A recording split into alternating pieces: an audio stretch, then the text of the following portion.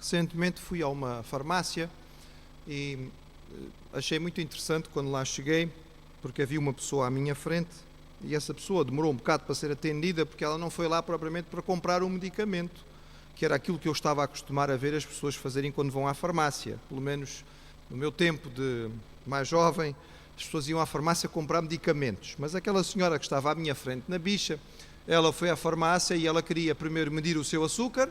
Então tirou lá uma gotinha para medir o seu açúcar, a sua glicémia no sangue, e depois ela queria saber como é que estava o seu colesterol, então ela tirou uma outra gotinha para poder medir o seu colesterol, e a seguir ela queria saber como é que estava a sua tensão, então ela também mediu a sua tensão, e depois foi-se embora. Eu achei tão interessante e disse, bem, no meu tempo não era assim, não era para isso que serviam as farmácias, mas agora também servem para isso. Como é que andará o seu colesterol?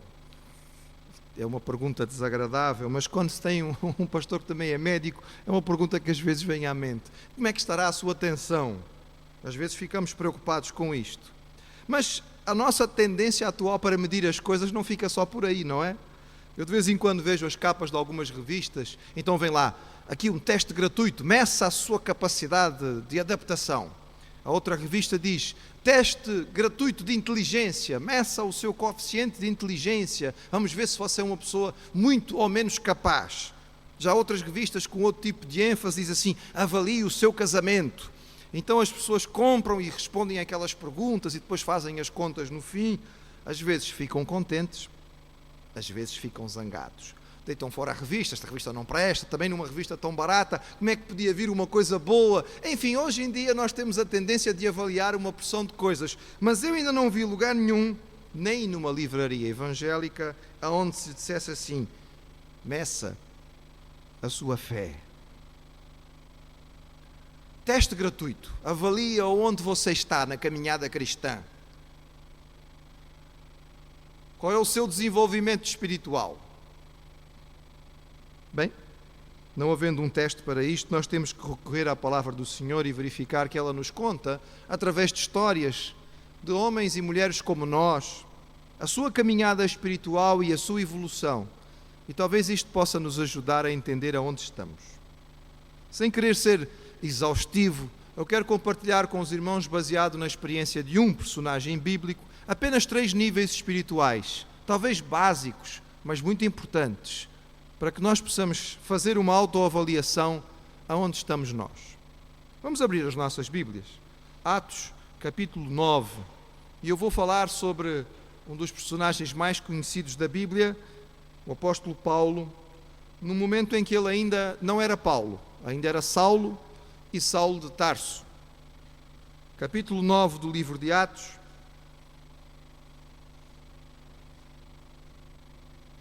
Diz assim, primeiros versículos, a partir do versículo 1. Atos 9, 1. E Saulo, respirando ainda ameaças e mortes contra os discípulos do Senhor, dirigiu-se ao sumo sacerdote e pediu-lhe cartas para Damasco, para as sinagogas, a fim de que se encontrasse alguns daquela seita, quer homens, quer mulheres, os conduzisse presos a Jerusalém. E indo no caminho, aconteceu que, chegando perto de Damasco, subitamente o cercou um resplendor de luz do céu, e caindo em terra ouviu uma voz que lhe dizia, Saulo, Saulo, por que me persegues? E ele disse, quem és, Senhor? E disse o Senhor, eu sou Jesus, a quem tu persegues. Duro é para ti recalcitrar contra os aguilhões. E ele, tremendo e atônito, disse, Senhor, que queres que faça? E disse-lhe o Senhor, levanta-te e entra na cidade, e lá te será dito o que te convém fazer. E os varões que iam com ele pararam espantados, ouvindo a voz, mas não vendo ninguém. E Saulo levantou-se da terra e, abrindo os olhos, não via a ninguém. E, guiando-o pela mão, o conduziram a Damasco. Primeira fase da caminhada espiritual. Convencido. Saulo tinha-se tornado o grande perseguidor da igreja. No seu zelo, como fariseu que era, pertencendo a um grupo que tinha uma ideia de Messias muito diferente da que Jesus era, ele entendia que os cristãos eram um perigo para a verdadeira religião, para a verdadeira crença em Deus. E então, imbuído deste entendimento, ele persegue de uma forma feroz temos que entender esta ferocidade de Saulo como zelo. Era uma coisa boa, dirigida de modo errado. Ele era uma pessoa sincera, mas sinceramente enganado. E ali ele persegue os cristãos, e ele prende os cristãos, e ele os leva acorrentados às cadeias, ele participa na condenação de vários crentes, tendo começado pela morte de Estevão, o primeiro mártir do cristianismo, e não contente com o estrago que já tinha feito em Jerusalém, com espalhar os crentes pela Judeia, ele pensa na ideia, bem, vamos a Damasco, ouvi dizer que já há cristãos em Damasco, isto praga cresce depressa, vamos lá buscá-los, vamos trazê-los de volta para cá. Esta seita não pode crescer, a seita dos nazarenos. E lá vai ele, no caminho. Não tem ainda nenhum entendimento a respeito de quem é Jesus. Mas nesta viagem ele vai ser convencido da superioridade de Cristo. Literalmente, e esta aqui é realmente literalmente, nós falamos muito desta ideia em sentido literal. Ele cai do cavalo, não é? Às vezes dizem, fulano caiu do cavalo, mas aqui ele caiu mesmo. Ia a cavalo para Damasco, muito bem instaladinho, convencido de que estava certo, e aí ele vai ser convencido de ao contrário. Ele é derrubado no chão. E tendo tido esta experiência, que é sempre extraordinário ler este episódio, sobretudo quando nós vemos como o Senhor Jesus toma a peito as nossas dificuldades. Diz o texto que Jesus disse a ele, por que me persegues?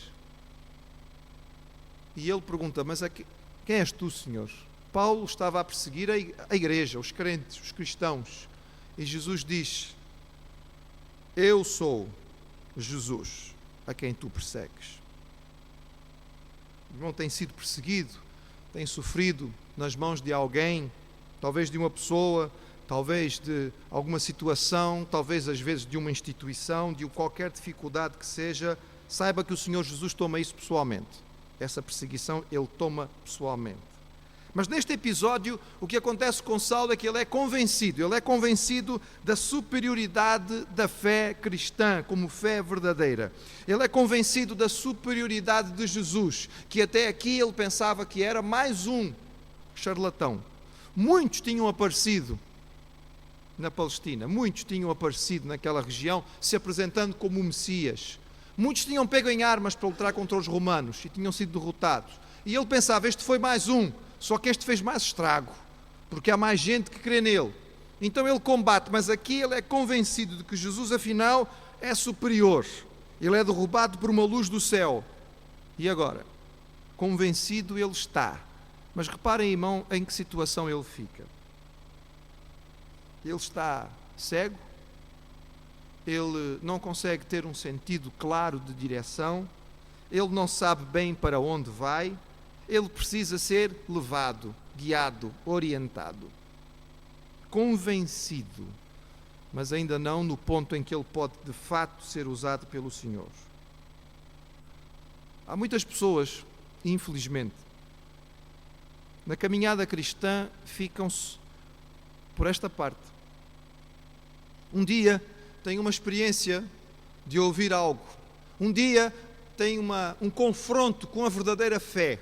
Um dia percebem que aquilo que falamos a respeito de Deus e sobre Jesus não é apenas um grupo de pessoas com tendências para serem beatos, mas é a verdade. E que Deus realmente existe, e que Jesus é de fato o Salvador, e que Ele realmente muda vidas. E estas pessoas são convencidas. E convencidas, muitas vezes, juntam-se aos cristãos, juntam-se à igreja, passam de alguma forma a participar, mas são apenas convencidos. A fé não passou ainda da sua mente, do seu intelecto. Entenderam alguma coisa, mas a vida ainda não foi plenamente tocada. Ainda não conseguem ver de forma clara. Ainda têm que ser guiados a cada passo. E com facilidade podem se perder. Porque ainda têm muito que crescer e se desenvolver na vida espiritual. Mas Saulo avançou rapidamente na sua caminhada cristã, e se os irmãos virem ainda nesse mesmo capítulo, um bocadinho mais à frente, diz o seguinte, no versículo 19, poucos dias depois, quando finalmente dos seus olhos caem as escamas, diz, e ele tendo comido ficou confortado, e esteve Saulo alguns dias com os discípulos que estavam em Damasco, e quando diz alguns dias não quer dizer apenas meia dúzia de dias, que ficou um bom tempo com eles ali em Damasco, e depois então nas sinagogas pregava a Jesus que este era o Filho de Deus. Convencido, primeiro passo. Convertido, segundo. É um passo à frente.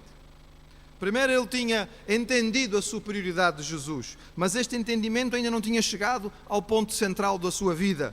Ele tinha compreendido com o seu intelecto, porque ele foi chocado com o poderio do Senhor. E ele percebeu, isto é realmente verdadeiro. Mas ainda não havia muita compreensão. Mas aqui, passado este tempo com os discípulos, convivendo com eles e andando com eles, ele avançou na sua caminhada cristã e ele agora se envolve. Ele está, de fato, e completamente convertido.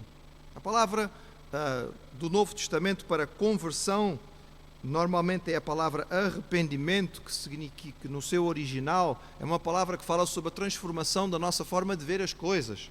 Víamos de uma maneira, agora vemos de outra. Entendíamos de uma forma, agora entendemos de outra completamente diferente. As coisas mudam. E isto é que é a conversão. O convencido daquela primeira fase ainda, ele até percebe a superioridade do cristianismo, mas ele continua vendo e agindo essencialmente como antes. Não houve uma grande mudança na sua forma de ver a vida. O convertido não. Ele se entrega. Ele tem um compromisso. A sua vontade foi tocada e no seu coração ele agora compreende e vive as coisas de uma outra maneira.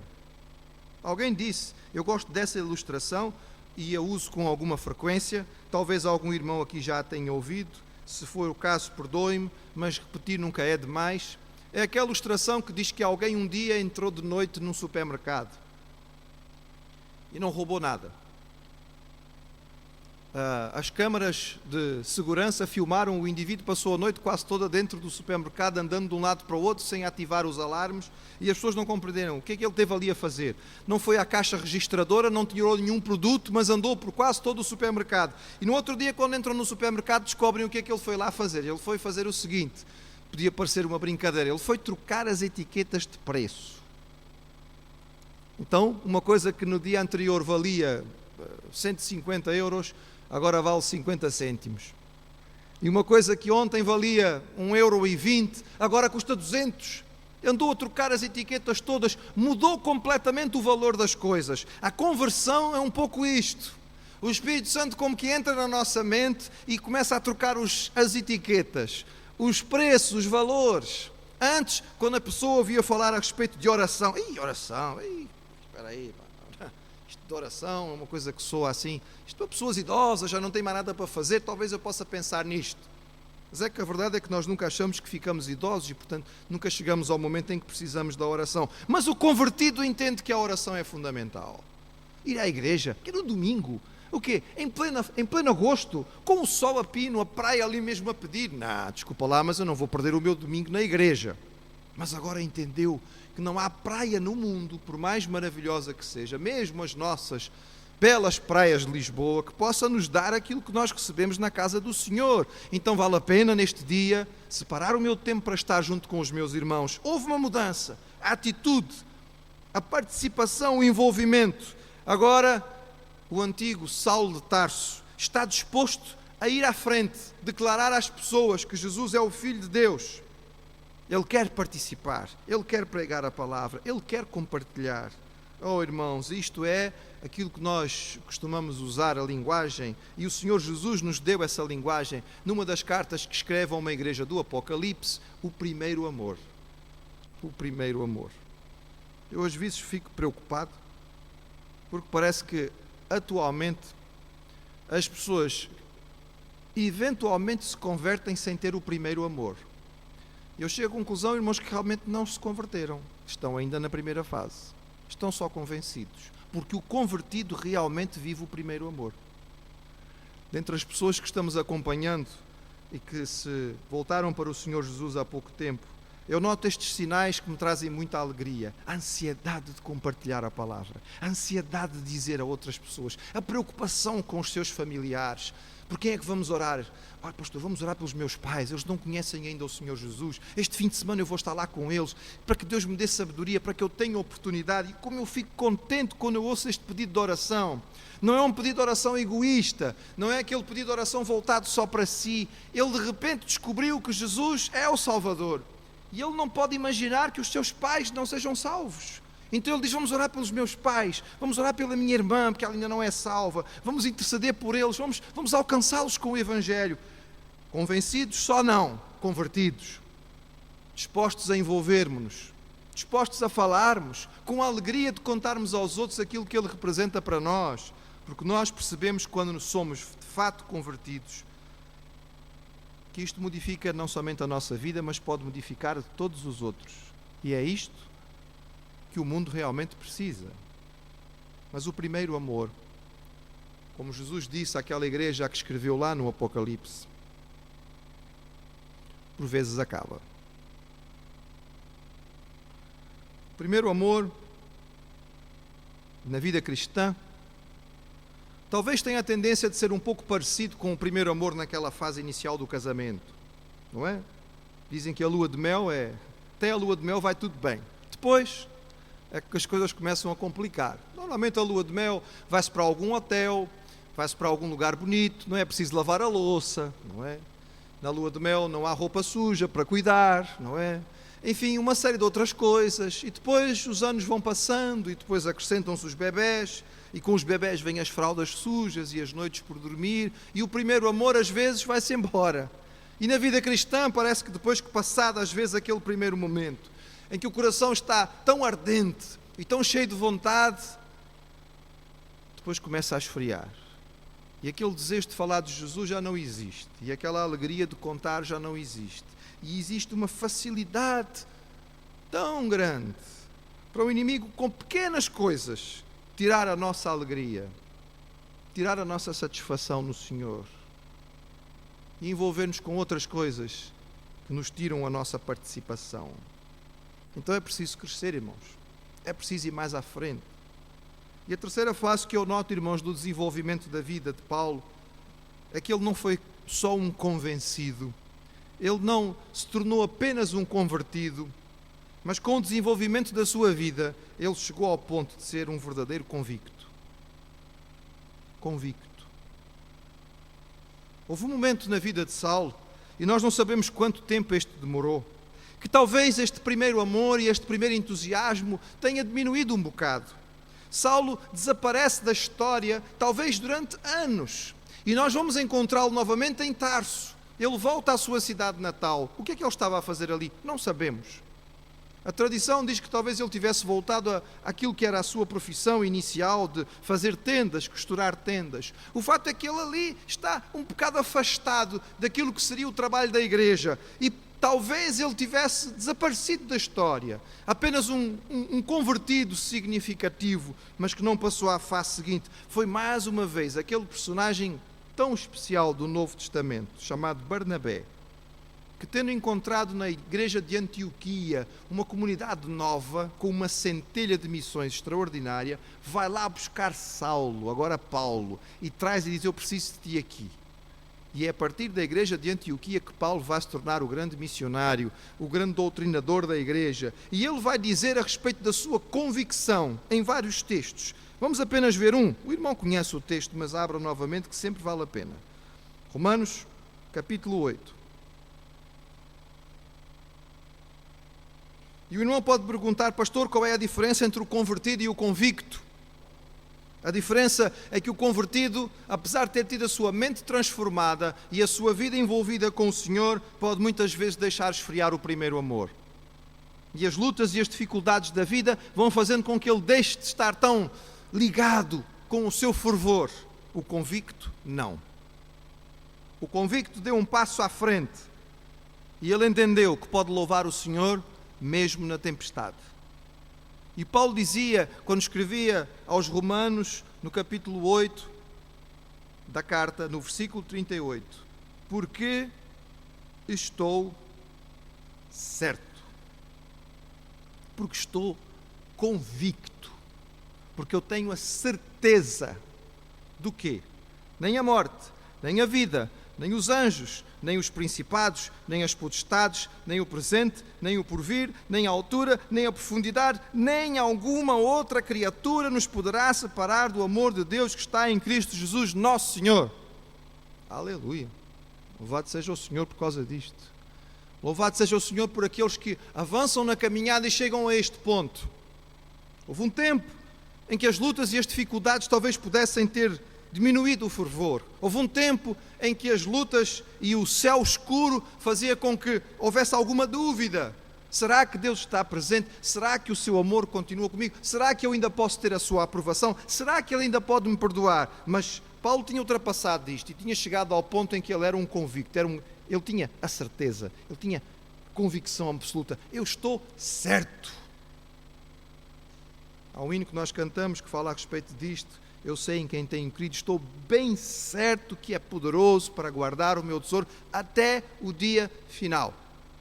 Paulo vai escrever mais tarde, quando ele escreve a Timóteo, no fim da sua vida, com toda a garantia, ele diz: combati o bom combate, acabei a carreira, guardei a fé. A partir de agora eu sei que está guardada para mim a coroa. Convicção.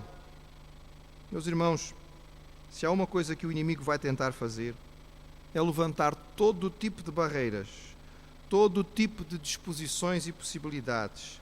Vai usar todas as suas artimanhas, e são muitas, todas as suas estratégias, e parece que não acabam, para que de alguma maneira nós nos sintamos separados do amor de Deus. Ele quer de todos os modos nos fazer entender que de alguma forma nós não temos saída, não temos escapatória. Mentira, mentira, mentira, mentira. Ele é o pai da mentira. A palavra do Senhor é a verdade na qual nós confiamos. E nós cantamos já hoje: nossa morada na rocha está, firme e segura ela ficará. Convictos, é para lá que nós temos que caminhar.